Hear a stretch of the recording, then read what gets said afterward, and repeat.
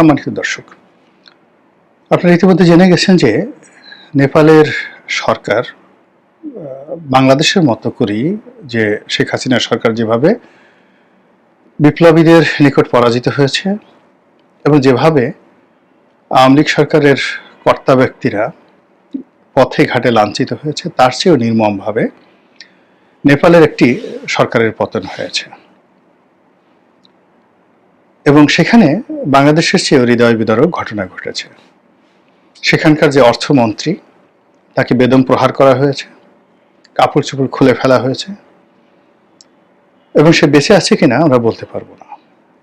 এবং সেখানে ছাত্ররা, আমাদের এই বাংলাদেশের জেএনজি হিসেবে যারা খ্যাতি পেয়েছে, এদের মতো করেই রাজপথে তারা নেমেছিল এবং খুব অল্প সময়ের মধ্যে তারা যে সফলতা লাভ করেছে এবং খুব অল্প সংখ্যক ক্ষয়ক্ষতির মাধ্যমে। অর্থাৎ বাংলাদেশে শেখ হাসিনার জামানাতে বা তার রেজিমে যে দমন পীড়ন চলেছে জুলাই এবং আগস্ট বিপ্লবের সময়টিতে, এবং সেই সময়টিতে যে ক্যাজুয়ালিটি হয়েছে, ক্ষয়ক্ষতি হয়েছে, প্রাণহানি হয়েছে, তার সাথে অনেক অনেক কম প্রাণহানি হয়েছে নেপালে।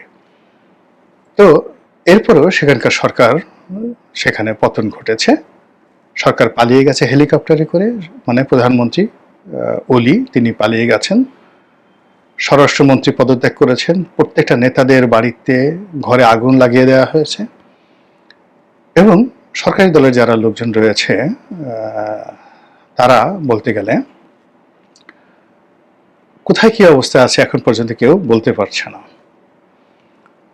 তো এটা আমাদের বাংলাদেশে যারা রাজনৈতিক বিশ্লেষক রয়েছেন তাদের মধ্যে কেউ কেউ আর আমজনতা, তারা ভীষণ রকম উল্লসিত যে না, এরকম কর্তৃত্ববাদী শাসন আর চলবে না।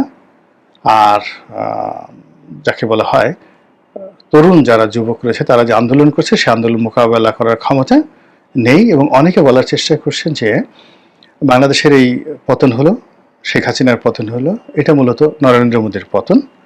আর নেপালে যে পতন হলো, অনেকেই ভুল করছেন যে এটাও বোধহয় দিল্লির জন্য একটা বিপদ ডেকে নিয়ে আসবে এবং শেখ হাসিনার জন্য একটা মারাত্মক বিপদ বিপত্তির সৃষ্টি করবে এবং দিল্লির সঙ্গতির কারণেই বিরক্ত হবে যে একটা কুফা বাংলাদেশে সে যে কাজকর্ম করেছে তার ফলে এখন দিল্লিতে তাকে আশ্রয় দিতে হচ্ছে, তার কয়েক লাখ আওয়ামী লীগের নেতাকর্মীদেরকে সেই পুরো ভারত জুড়ে আশ্রয় দিতে হচ্ছে ভারত সরকারকে, এবং কাউকে কাউকে ভারত সরকার রীতিমতো প্রোটোকল দিচ্ছে এবং ভাতাও দিচ্ছে।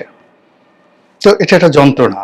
তো সেই যন্ত্রণার সঙ্গে যদি আবার এই নেপালের এই যন্ত্রণা শুরু হয়ে যায়, তাহলে ভারতের ভবিষ্যৎ কি, এটা নিয়ে আলোচনা করছে।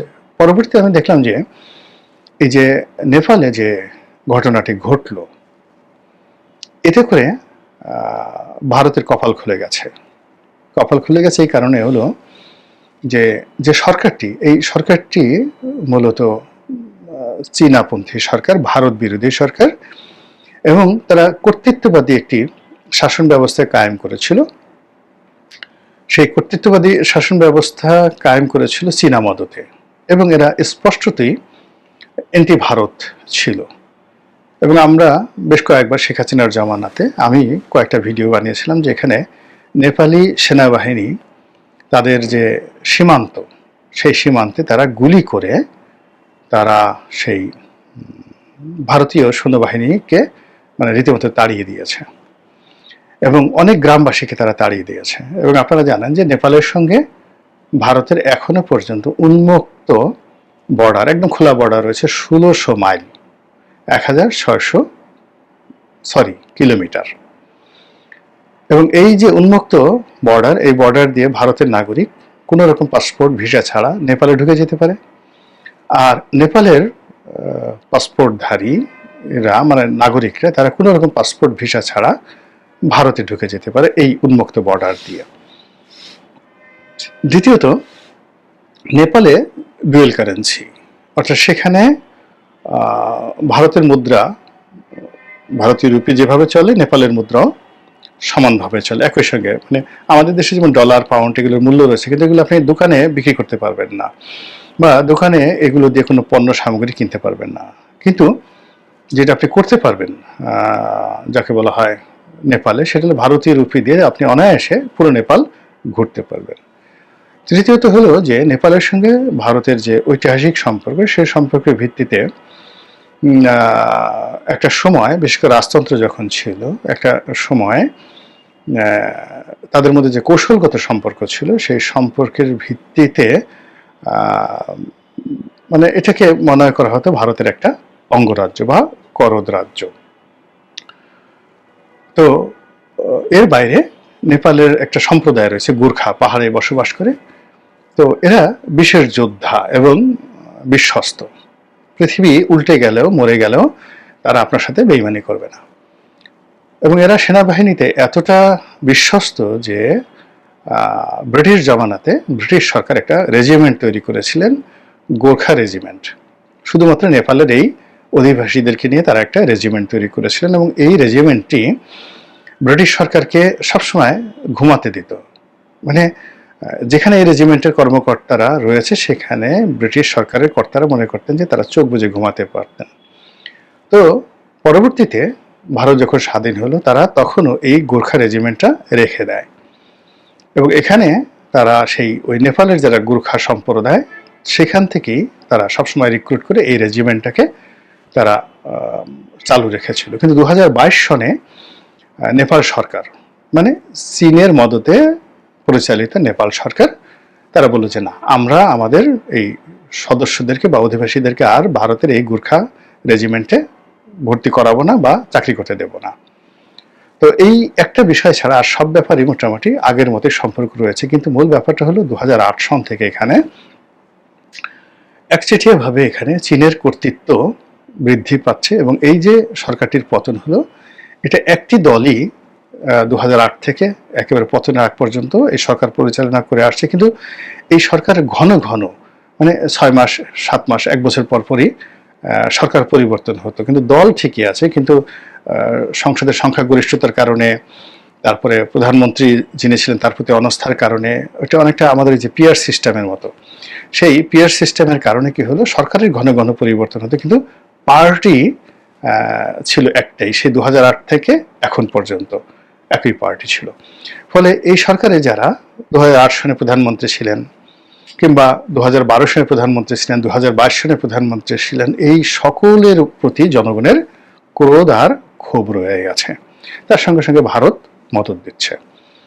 আপনারা জানেন যে কয়েকটি ঘটনা, বাংলাদেশে এখন চীনের যে কর্তৃত্ব চলছে, এই কর্তৃত্বটির প্রথম সফল কর্তৃত্ব তারা প্রতিষ্ঠা করেছে নেপালে, দ্বিতীয় শ্রীলঙ্কাতে, তৃতীয় মালদ্বীপে মৌর্য সরকার, এখন বাকি আছে শুধু বাংলাদেশে। তো আর চীনের এই কর্তৃত্ব প্রতিষ্ঠা হওয়ার আগে, সেই 2008 সনের আগে, একচেটিয়াভাবে এই অঞ্চলে পুরোটাই ভারতের কর্তৃত্ব ছিল। আপনারা জানেন যে ভারত শ্রীলঙ্কাতে সৈন্যবাহিনী পাঠিয়েছিল, এবং তামিল টাইগারদের সাথে যুদ্ধ করার জন্য যে বাহিনী, ভারতীয় সেনাবাহিনী, সেখানে দীর্ঘদিন লড়াই করেছেন, এবং এই কারণে শ্রীলঙ্কার একজন প্রেসিডেন্ট তামিলদের হাতে নিহত হয়েছেন, এবং রাজীব গান্ধীও তামিলদের হাতে নিহত হয়েছেন।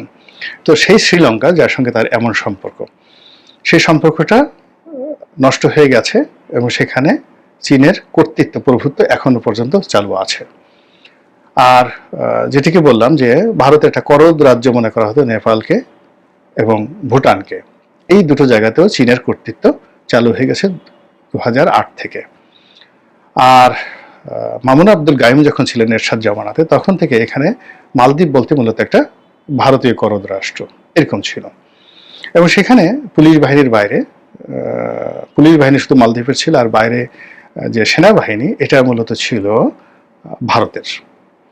তো একবার চীনের মদতে কিছু জলদস্যু, মূলত যারা চীনের মদতে অস্ত্রশস্ত্র নিয়ে প্রেসিডেন্টের মানে প্রাসাদ আক্রমণ করেছিল, যখন মামুন আব্দুল গায়ুম ছিলেন প্রেসিডেন্ট এরশাদের জামানাতে, তখন তিনি এসএস পাঠিয়েছিলেন ভারতে, এবং ভারত তখন সৈন্যবাহিনী পাঠিয়েছিল, ছোট্ট একটা বাহিনী, 200 না 300 সদস্য একটি বাহিনী, এবং তারা সেই জলদস্যুদের কবল থেকে প্রেসিডেন্টকে উদ্ধার করার পরে ওখানে থেকে গিয়েছিলেন।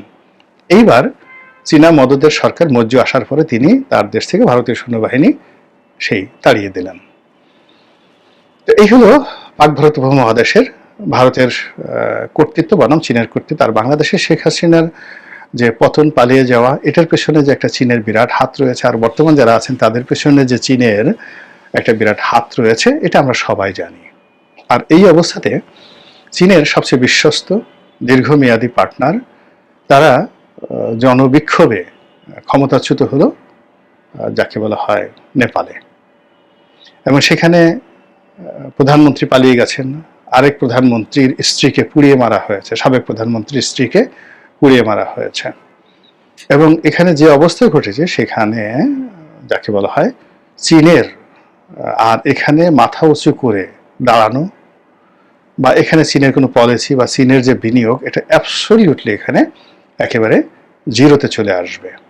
যে গণঅভ্যুত্থান হয়েছে এটা মূলত চীনের বিরুদ্ধে। তো চীনের বিরুদ্ধে যখন এই গণঅভ্যুত্থানটা হয়েছে, আর এখন সেনাবাহিনী থেকে শুরু করে পরবর্তীতে যারা সরকার প্রতিষ্ঠা করবে, এরা সঙ্গত কারণেই ভারতের মদতপুষ্ট হবে এবং দিল্লির মদতপুষ্ট হবে। দিল্লির এই যে সফলতা, সেই সফলতায় বুঝতে পারেন যে এখন নরেন্দ্র মোদীর এখানে কি পরিমাণ আমোদ হচ্ছে, বা এখানে যে ভারতীয় গোয়েন্দা সংস্থা র এবং অজিত দোভাল, নিরাপত্তা যিনি উপদেষ্টা রয়েছেন অজিত দোভাল, এখন এই মুহূর্তে তারা কতটা যাকে বলা হয় গুড মুডে আছেন। আর এই ঘটনা যেভাবে যে আমি মূল্যায়ন করলাম, তো আমি যেভাবে মূল্যায়ন করলাম, ভারতে যে সকল আওয়ামী লীগের নেতৃবৃন্দ রয়েছেন তাদের তো অনেকের রাজনৈতিক প্রজ্ঞা আমার সাথে শত শত গুণ বেশি।